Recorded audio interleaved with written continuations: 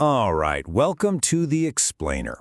When we think about leadership, we usually picture the big stuff, right? Giving orders, making these grand plans. But what if I told you the real work, the hard work, starts way before any of that? Today, we're going to dig into what it really takes to build a leader. And it's a story that's less about leading a team and a whole lot more about learning to lead yourself. So what's the secret sauce? What does it truly take? Is it just about, rules and discipline, all that external stuff? Or is it something deeper, like an internal battle, a quiet, personal journey to master yourself?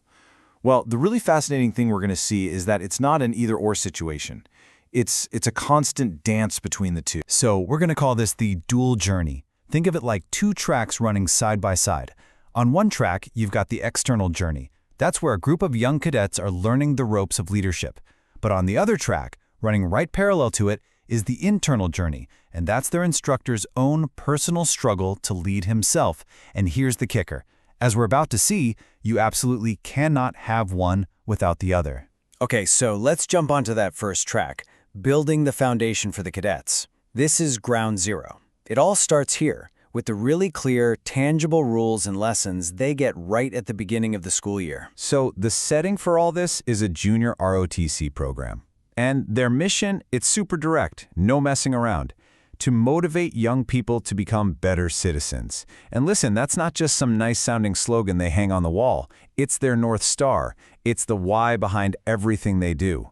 Every single drill, every lesson, every tough challenge, it all points back to that one goal. And right at the heart of all this training is the Cadet Creed.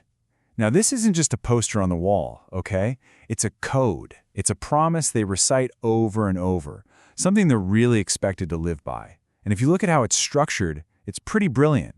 It starts with those deep internal values, loyalty, patriotism. Then it moves into action. Don't lie, don't cheat. And it finishes with accountability and service. It's basically a step-by-step blueprint for building character. And they say it so often it's meant to become second nature. Okay, so you've got this powerful creed, but how do you actually enforce it? Well, the answer is with crystal clear consequences. No gray areas. They use a super simple 3 strikes policy, and the strikes aren't for vague stuff like having a bad attitude. Nope, they're for specific, measurable things. This makes accountability totally real. There's no room for argument. And this push for excellence, it gets broken down in some really specific goals. Just look at this. You've got the male and female Raider teams, and they've got slightly different big-picture goals, right? The guys want to win everything. The girls are zeroed in on beating a specific rival. But now, look closer. Look at the key focus. It gets so granular that for the female team, a key goal is for every single member to do 1 pull-up. Just 1. That's how you do it. That's how huge ambitions get built, on the back of small, concrete, and shared victories. But it's not all just push-ups and rule books. The instructor knows that's only half the battle. He also has to train their minds. And to do that, he uses a classic, the famous story, Who Moved My Cheese? And he uses it to teach what might be the single most important skill they'll ever learn, how to deal with change. So the first big lesson from that story is all about awareness. The quote is, smell the cheese often so you know when it's getting old. What does that really mean? It means don't just sit around and wait for change to blindside you. You've got to pay attention. Be proactive. See things coming. I mean, that's a lesson for your whole life, not just for a JROTC class. And that leads to the absolute heart of the story, a question that's just designed to slice right through all the excuses we make. What would you do if you weren't afraid? Just let that sink in for a second. It's such a powerful question. He's asking the cadets, and really, he's asking all of us, to put a name to the fear that's holding us back. Okay, now this is where the story, for me, gets really, really interesting. Because while the instructor is out there teaching all these powerful lessons to the cadets, he's on his own journey, a much quieter one. So now we're going to switch tracks. We're going to look at the leader's inner audit. We're going to peek behind the curtain at the instructor's private struggle to lead himself. This quote pretty much sums up his entire personal philosophy. King doesn't sleep without knowing how he governed. Wow, think about that. He believes a leader, a king, has to review their performance every single day. He's holding himself to the exact same tough standard of accountability that he expects from his cadets. It's that old saying, right? Leadership begins in the mirror. And this daily self-check, it's not for show. It is brutally honest. He zeroes in on a personal weak spot, a pattern of putting off tasks, basically procrastinating on the paperwork stuff. And honestly, this is what makes him such a compelling leader. He isn't standing up there pretending he's got it all figured out. He's showing them in real time what it actually looks like to be a work in progress. And here's the crucial part. He doesn't just identify the problem and feel bad about it. No, he builds a system to fix it. He gets a task manager, sets reminders, keeps a written to-do list. Do you see what he's doing? In his own quiet way, he's living out the Who Moved My Cheese lesson he just taught. He's adapting. He's problem-solving. He's modeling the very self-mastery he's trying to teach. So you've got these two journeys running in parallel, right? The cadet's external path and the instructor's internal one. Well, this is the collision point.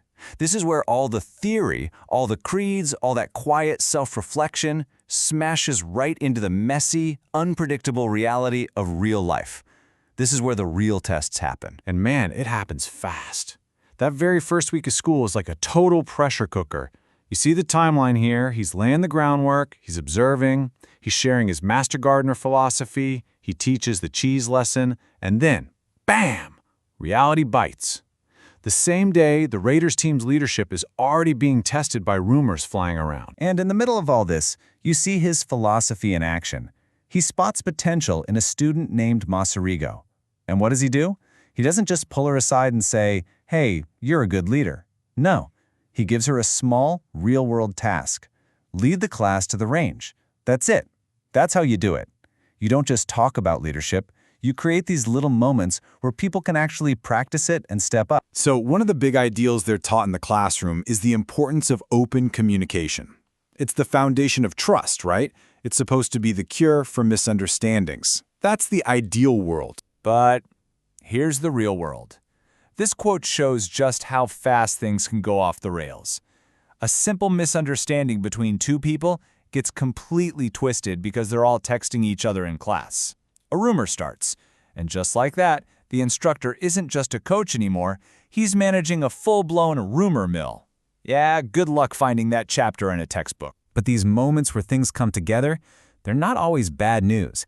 In a totally unexpected twist, a leader from another school's JROTC program just shows up, and it sparks this immediate connection, a new friendship, a feeling of, hey, we're all in this together.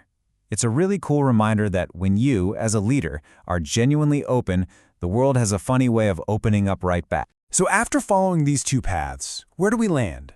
What's the big takeaway here? I think it's this. Leadership is never done. It's not a destination you just arrive at one day. It's a constant, unending journey of building a foundation. A foundation for your people, sure, but also for yourself.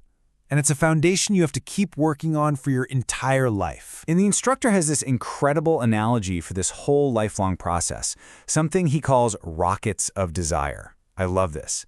He says it's about launching your ambitions, your ideas, your goals, like rockets. But then you have to figure out, okay, what's the fuel? How do I keep them going? And crucially, how do I guide them back down to earth so they become real, actual achievements? And this line, taken from his own private journal, just says it all, doesn't it? From every challenge, lessons bloom. Architect of reality, vanishing all fear. I mean, that's the whole ballgame. That's the ultimate growth mindset right there. It's seeing every single challenge not as a wall, but as a doorway to a lesson. It's realizing that you are the architect of your own reality. And with that power, you can make fear disappear. And so this whole dual journey, it comes right back to you and me. Because this was never just a story about some cadets and their instructor, was it? It's a mirror for all of us. So the final question isn't just, what foundation are you building today? It's, how are you building it? For the people you might lead, yes, but maybe even more importantly, how are you building it for yourself?